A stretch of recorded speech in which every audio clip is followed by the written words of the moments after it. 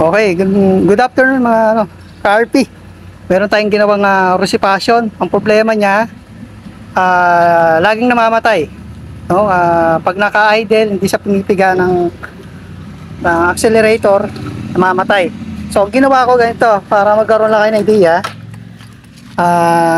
chinek ko yung valve clearance, tinama ko yung valve clearance niya. May video na ako kung paano i-adjust yung valve clearance.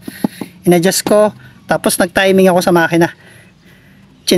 Kinurek ko rin yung timing, tapos nagpalit din kami ng spark plug. No? Inulit ko ang issue nito, pag nagto-throttle siya o nakahinto, namamatay. Pag hindi siya nakapiga dito sa accelerator. No? So, yun lang yung ang pwede yung gawin dyan, i-check yung valve clearance, tapos yung timing ng makina. Tapos, check nyo rin yung spark plug kung okay pa yung pato ng kuryente. Ilang. Tapos tono ng karburador, ginawa namin. Yan lang. Yan sila. Ayaw na yung pakita eh. Yan. Tips lang to. At sana makakuha kayo ng konting idea. Yan lang. Bye-bye. Follow nyo si Kuya Peace out. James. Follow nyo.